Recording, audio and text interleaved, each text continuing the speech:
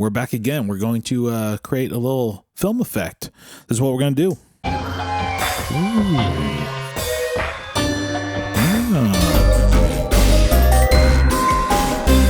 Fancy. So what we're going to create is this little gem right here. This is one way that I speed up my post-production workflow. So let's check it out. So what we're going to do, let's just grab these pieces of film here, and then we're going to bring in an adjustment clip. The difference here being the adjustment clip has the media in. If I had just drug over the fusion clip, it does not have a media in. Drag the adjustment clip down, do a new compound clip, do that. And then if I jump on into Fusion now, it sets me up at 0. So we'll just do that. We're going to change the color of this just to kind of make things kind of cool. Okay, so jump on in. Let's center this on up. I'm going to increase the size for you guys a little bit. Let's go ahead and pop this on into Open Timeline. I'm just going to pop it right here, just so I don't have the adjustment clip in there. Now what I have is within my timeline, I have my footage. So when I jump on into Fusion, I can actually see what I've got going on here. The first thing that I want to do is put in some film damage. Pop that onto there. And let's just kind of tweak things on in. So the film blur, that's something we're going to be playing around with. But let's just kind of get like the scratches and stuff set in. I want it to move back and forth very smoothly. So we'll just play that. There we go. That's kind of giving that to me. Yeah, that kind of looks nice. I might thicken that up a bit. There, just make it a little bit more noticeable. There we go. That looks nice. Okay, the next thing I want is light raise, light trim. So light trim is just going to give it like this nice little flicker. So let's bring it on down to about there. I'm going to right click and choose perturb. Go on into the modifier. And let's just see what the strength is looking like. So there we go. Now we're kind of seeing a little bit of flicker and stuff. It's kind of like a randomizer, but not quite. That's what perturb is kind of doing for us, is kind of just getting it to kind of flicker a little bit. Okay, that looks nice. Okay, let's build on out our mats. Let's go ahead and bring in a loader node. See what we got here. No. That looks pretty cool. So that is frame number 7, but it looks like it's the 6th one in the sequence there. So let's press F1, or just press 1 to kind of see. So this is cycling through all those frames. So if I go ahead and go on over here and choose frame 6, that's actually going to just pick the one that I wanted. But as you notice, it doesn't stay. So if I click loop, now it's going to hold. So let's pop a resize node onto this. So now we got that 1920 by 1080. And now let's just comp this on in. Bring in a mat. Let's go ahead and round out those corners a skosh. And then let's go ahead and do an expression on here and just connect it to the height. Now we can go ahead and change the size of that. There we go. Within that, okay. So that's looking good.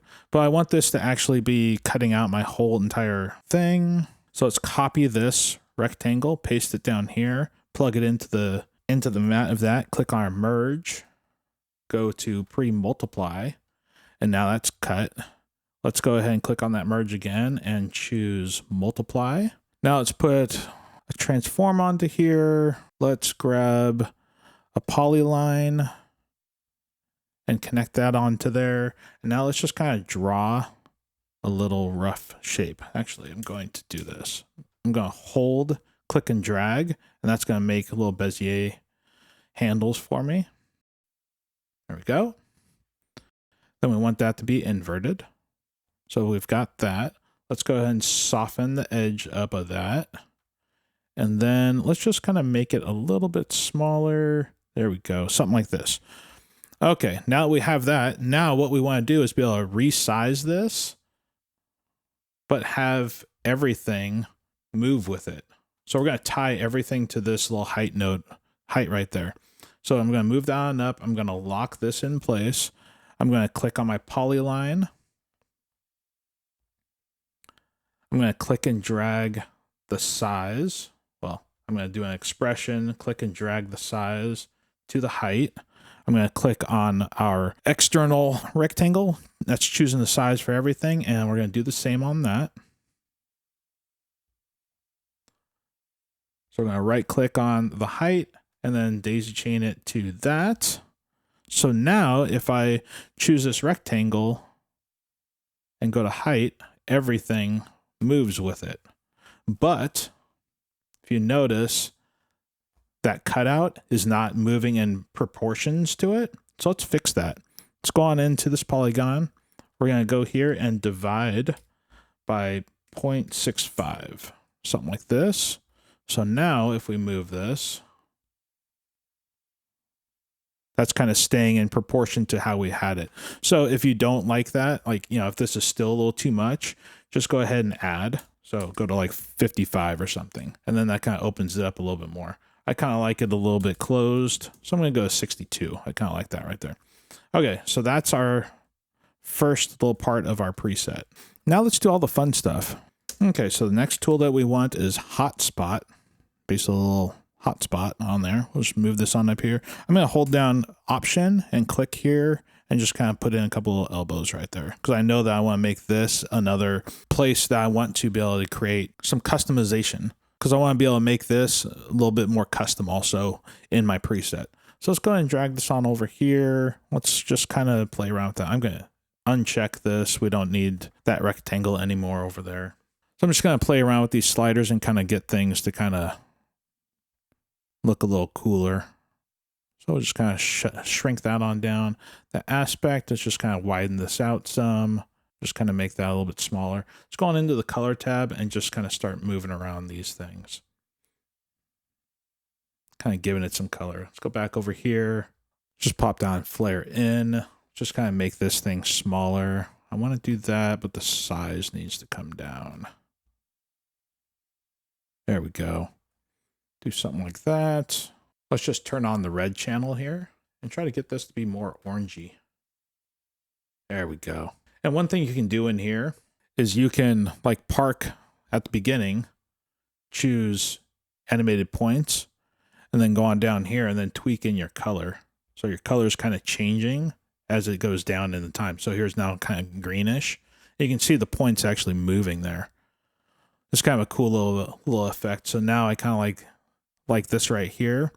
So like where this transitions, now I can have this. I'm going to select these points. Then I'm just go a couple of frames down and then really just rake that on up just so it kind of gives a nice little effect. There we go. Bring that on down. So now when that transition hits, it's just pink to the green and then back out again. Just kind of follow that animation and stuff. That's what we got there. Now to kind of do like a little fun thing, we're going to right click on here and yes, we're going to do perturb again. I really enjoy using perturb now. And now it's like perturb is just going like all over the place. It's like way crazy. So the strength, bring it on down. So it's just barely doing anything. And the wobble, you know, I just want it to be like something super small and subtle. So there we go. Now we just get like a little bit of wobble on that. You can kind of keep it up and on all the time, or you can go on into perturb. Sorry, you can go on into the tools menu and animate the strength. So that's what I kind of did in my example. Went in and animated the strength and just manually animated it because I wanted to control it a little bit more. So now if I go to these first ones, I'm going to go down and down. So right now I'm just using my right arrow button to kind of go down the timeline. And then here we're just going to go up.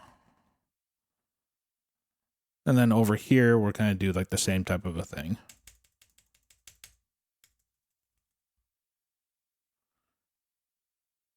There we go. Something like this. And then we got this little hit right here. So we want to, you know, animate along with that too. So bring that on up. Now we have this nice little lens kick once that settles in. That'd be kind of fun. Okay.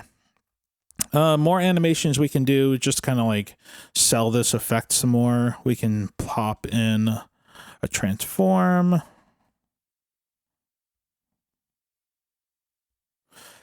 Once it comes in, what we can do is just kick that off to like, not even that much, like 1.3 of an angle. So I'm going to have it start over at about that frame or so. I'm going to have it kick on into there. There we go. Going down to about frame 14 or thereabouts. And that's where we're going to have it kind of move. We're going to have it kind of just slide in from the right and then kind of settle in. So it's kind of like, imagine someone kind of like adjusting the frame of the image. Like if this was actual film, like manually, like using his hands or her hands to adjust the frame of the video or the film to be able to be projected correctly. That's kind of what I'm picturing right now. So if I just move it from the right, it comes into place. Right about here is where I'm going to have another keyframe, minus 0.6. Right there. And then something like right here is where they actually settle it into where it needs to be. So this is our animation. It just slides in a little bit, kind of adjusts, and it settles in. So another thing that we can do to kind of sell this, just within this film damage, let's go ahead and click on the film blur. We're just going to ramp that on up. And then right about here, it's going to go all the way down, kind of clean up.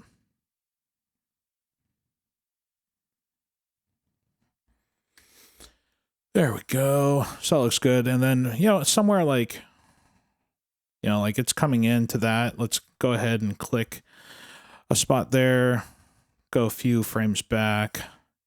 Nothing needs to be like actually precise as far as frames go, but we can just kind of get things kind of blur in a little bit. It goes into our transition. It blurs back out. And then like right there, it's settling.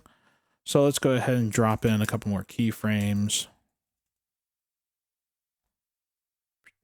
Just do some, could do like a crazy blur right there. Why the hell not? There we go. And it settles back down. And then here, let's do another one. Just like kind of a quickie. Just a little one. Then here at the end, let's do another big one. So this is going to be a big blur and then quickly locks in. Think. So here's what we got created. Got our nice little blurs and our lens flares kind of kicking in and stuff. That transition we're going to build in the next tutorial next week. Okay, so now that we have this all built, let's go ahead and move this on down. What we can do is grab a little sticky note, and then let's just make a little note of what we're doing here. So this can be the height, adjusts. So this will be like cutout height. Let's just kind of cut out height, and let's go ahead and name this. I'm pressing F2 to name that, cut out. And then on my note, I can also press F2 and cut out note. Size this in a little bit, pop it right here. And we'll do the same thing here. We'll leave a little note for this guy. So we got our notes right there. Now what we can do, I'm going to select all these things. I'm leaving my media out and media in unselected. I'm going to right click on any of these nodes since they're all selected. That's a big note right there. Choose save as, and then you can go ahead and just save this to your desktop or whatever and call it, you know, film effects 2022.